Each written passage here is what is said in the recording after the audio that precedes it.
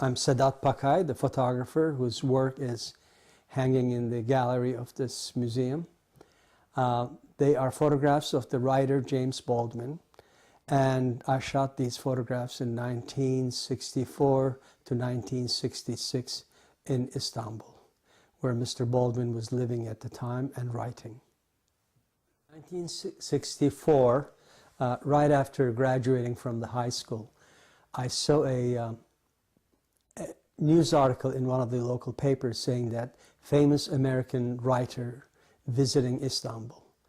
And I was fascinated by the topography of his face, and I found a way to get to the actor and the actress whose house he was living with. And so through some friends, I was able to get there, and I asked Mr. Baldwin about whether I can photograph him, and he said yes. So we had an afternoon session in my friend, the actor's house, and to my surprise, he was very accommodating. He did everything I asked him to do: sit here, sit there, turn your head, move your fingers, or what have you, and that was the very first day I met him, and I photographed him a few rolls of film. And when I developed, and I was fascinated by the strength and the forcefulness of the person, and the beauty of his face, even though a lot of people thought it was quite ugly, but at the same time it has a certain amount of charm to it.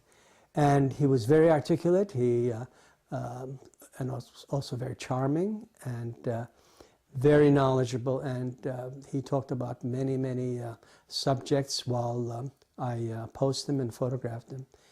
And that was our first day. Then I decided to take him around town and photograph him in various parts of the city, and also record him on tape recorder for various experiences.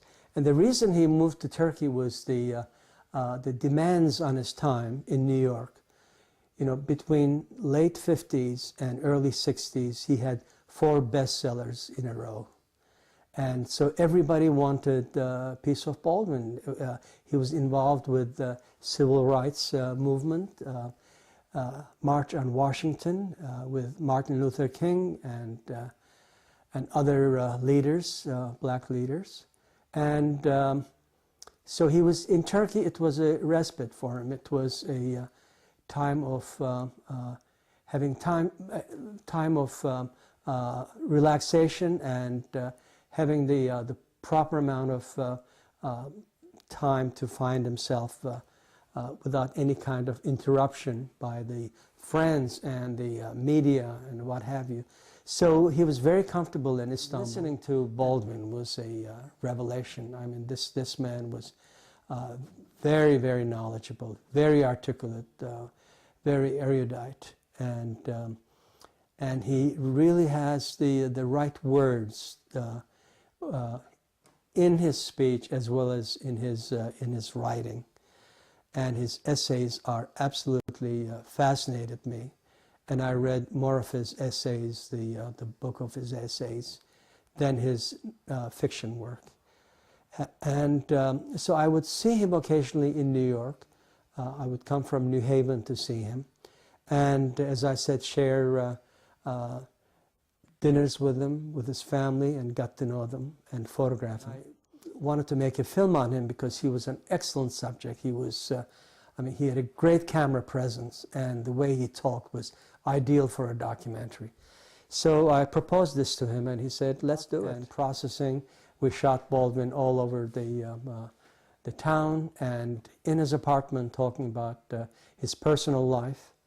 And there are many other subjects like children, how the black children were spit on by the white mothers in Alabama and other southern towns, which infuriated him. How can you do this to a child?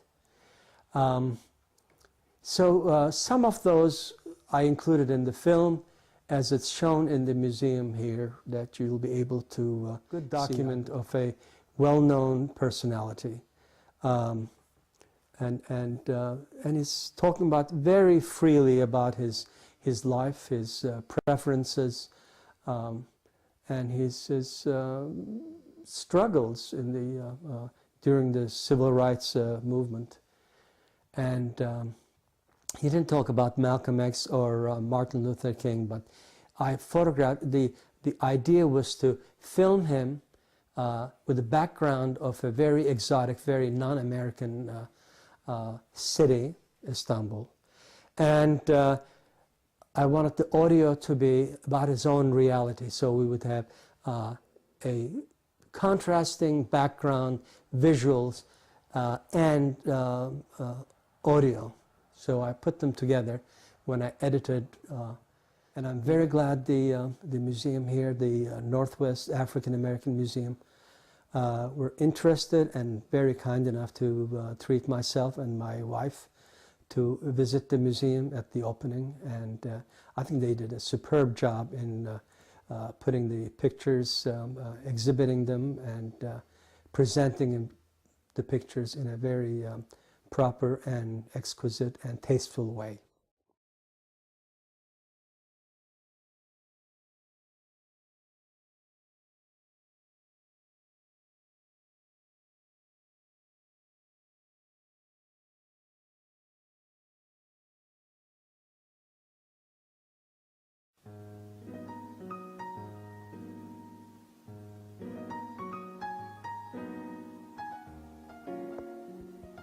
Over the course of 12 weekends, we visited the Northwest African American Museum and we learned about James Baldwin.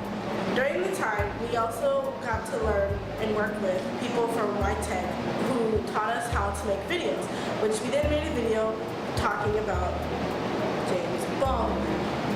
In this video, we asked people that know who James Baldwin was and if they can name any civil activists. Please take a look at what they said. Do you know who James Baldwin is? No. So I know of James Baldwin as a writer. I don't know who James Baldwin is. I think he's a writer. Yeah.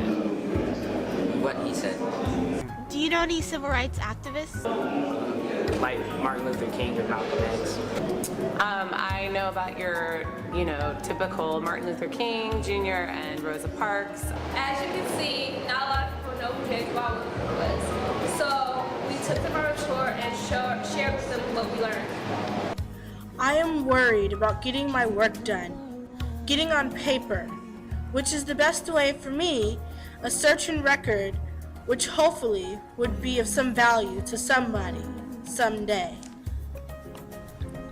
James Baldwin was an author who wrote a lot of books. Baldwin wrote about tender topics, including the civil rights, his sexual orientation, his accomplishment, and what it looks like inside from the outside. Completed in 1953, Baldwin's first novel, Go Tell It on the Mountain, was semi-autobiographical. He dealt with issues of being both black and gay in America during an oppressive time for both groups. The civil rights movement and the country's feelings about homosexuality are reflected in Giovanni's room. Baldwin faced double the amounts of discrimination as a gay man and as an African American in a racist society. In James Baldwin's adult life, he fled from place to place. His novel, Another Country, focuses on his journey while he was in Istanbul, one of the many places that he went in order to escape America. By the time James was 14 years old, he started spending most of his time in libraries. In the earlier part of his life, he started out as a preacher. Little did he know, being a preacher prepared him to use language well enough to be a writer. So after he finished preaching, he started writing articles and then eventually moved on to writing novels. What's the most intriguing thing you've learned at the James Baldwin exhibit? Actually, James Baldwin, he's a good writer. That's what I learned from him. And he traveled all around the world, especially Turkey. I did not know that he was openly gay, and I knew that I had knew one of the books they had written, which was Native Son, but I didn't know he had written so many books. So I learned quite a bit about his life and his travels, which was really shocking. For me, the most intriguing thing was to read about how homosexuality was more accepted in Istanbul at the time, which was surprising to me. That James Baldwin, like a lot of his books and stuff, he was like in Istanbul for like a long time, so I thought that was kind of cool because a lot of people, especially like black people, weren't like in Istanbul, so that's kind of cool. What do you think James Baldwin stood for and believed in? He believed, he wrote what he felt and write it. I think he was just trying to show that he was just trying to be a free man, just wanted not to be held by restraints, in my opinion. That's what I think. I think he just believed in freedom. Like he wants to just do what he wants to do, just want to be a human being. So. How will you share your knowledge of James Baldwin? I will tell the people that he's actually a good writer, and then he's a good person that can inspire the people. I'll tell people, and then there's like Facebook and Twitter. So I guess I could just tell people that way. I'm gonna tell everyone. Now that I know about him, I'm gonna tell everyone and pick up some of his books so I can start reading and find out a little bit more about him. Thanks for watching!